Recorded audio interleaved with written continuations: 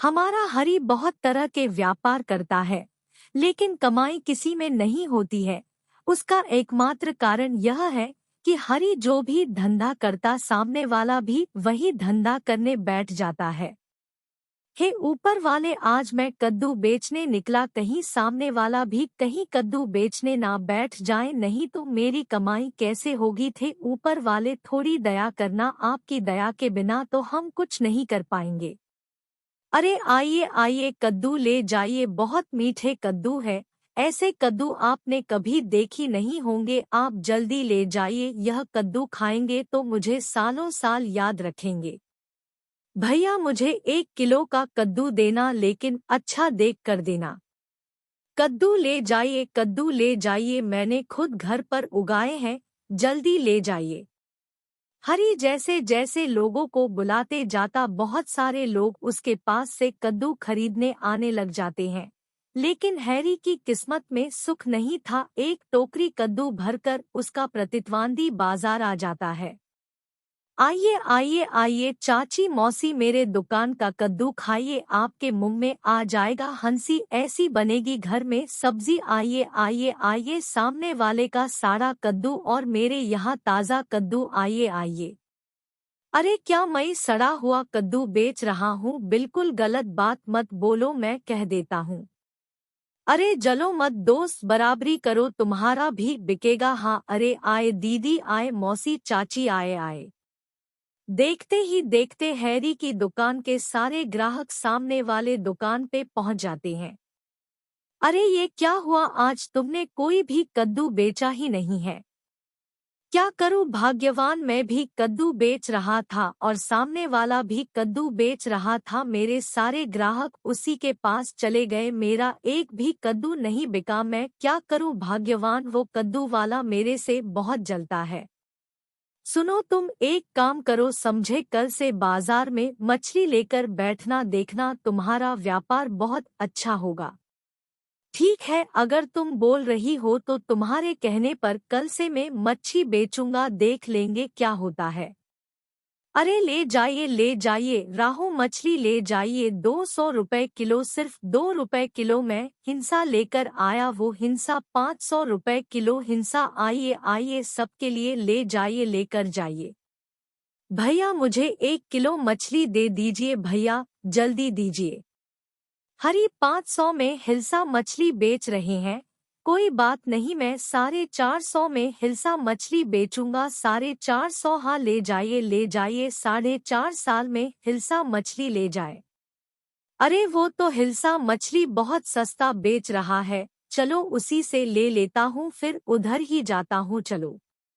अरे वो भैया, आप कहाँ जा रहे हैं? अरे रुकिए तो सही, यहाँ देखिए कितनी अच्छी मछलियाँ हैं। मेरे पास आए थे और बिना मछली खरीदे जा रहे हैं, ऐसा क्यों कर रहे हैं? भाई मुझे एक बात बता, मैं तुम्हारा क्या बिगाड़ा हूँ जो हर बार तो मेरा व्यापार चौपट कर देते हो? मैं जो भी चीज बेचता हूँ वही चीज तू भी बेचने लग जाता है। अरे मैं पागलों की बातों पर ध्यान नहीं देता, आप लोग भी मत दीजिए। क्या बोला? मैं पागल हूँ? मैं पागल हूँ? आज के बाद मैं यहाँ पर व्यापार ही नहीं करूँगा, फिर देखता हूँ तुम मुझे कैसे परेशान करता है, मेरे नकल भी नहीं कर पाएगा और मेरा व्यापार भी नहीं छीन पाएगा। तुम्हें पता चला, आज भी मेरा धंधा चौपट कर दिया उसने, आज भी वो मछली बेचने लगा और मेरे सारे ग्राहक दूसरी बार चले गए और मुझे पागल भी कहा।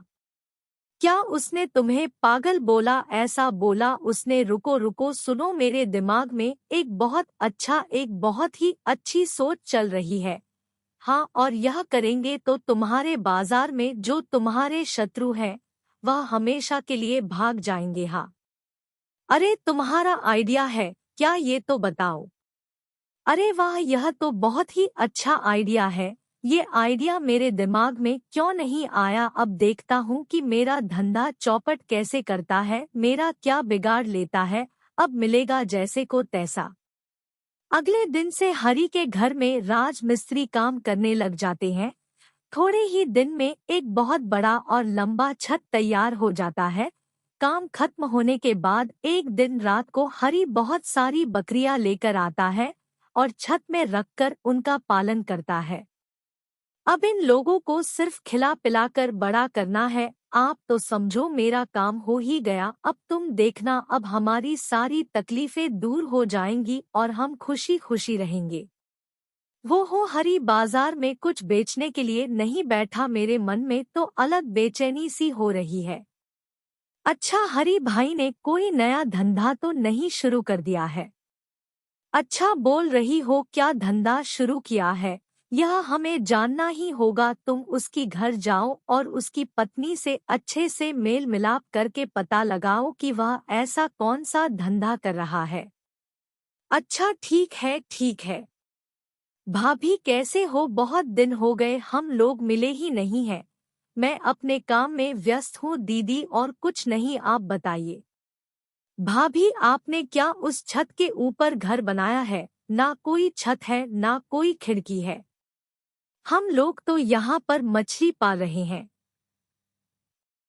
मछली पाल रहे हैं, वो भी छत के ऊपर।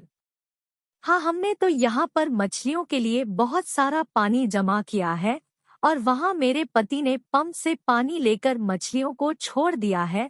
बहुत सारे अलग अलग ढेर सारी मछलियाँ हैं यहाँ पर। यह सारी मछलियाँ मेरे पति बेचने वाले हैं बाजार में।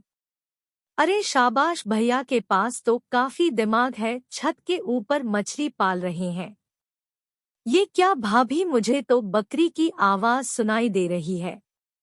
अरे आसपास शायद कोई बकरी घूम रही होगी, इसीलिए ऐसा ही कुछ होगा, शायद मछली पाल रहे हैं।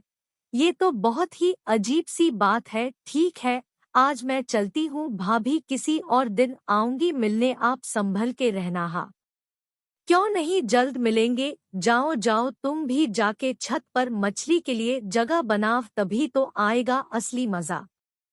अच्छा, तो ये बात है, इसलिए हरी बाजार में कुछ बेचने के लिए नहीं आता है। वह क्या सोचता है कि इस तरह से मछली पालने से अमीर आदमी बन जाएगा।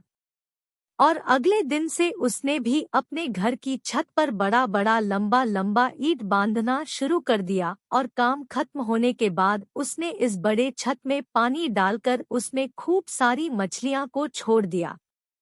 समझी, भाग्यवान मछली जब बड़ी हो जाएगी ना, तब हम लोग लखपति हो जाएंगे, लखपति। देखो भाग्यवान, हमारा उपाय काम कर गया। उसने अपनी छत पर मछलियां पालना शुरू कर दिया है।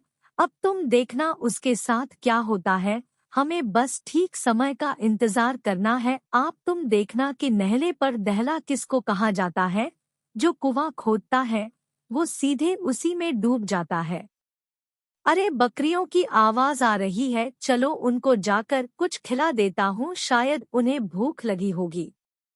देखो, जब से हमने मछली के लिए ऊपर टंकी बना दिया है, तब से हमारा दीवार तो भीगने लगा, हर दीवार गीला रहता है और अंदर पानी टपकने लगा है। तुम इसकी चिंता मत करो मत करो, बस थोड़े दिन की बात है, उसके बाद हम तो लखपति बनने वाले हैं। ना लखपति, हम दीवार के चारों तरफ टाइल्स लगा देंगे। मुझे कुछ खाने दो, भूख लगी है। देखो, तुम्हारे लिए ने गर्मागर्म पूरी और सब्जी लाई हूँ। इधर हरी की बकरियां बड़ी हो जाती है, वह अपने सारी बकरियों को लेकर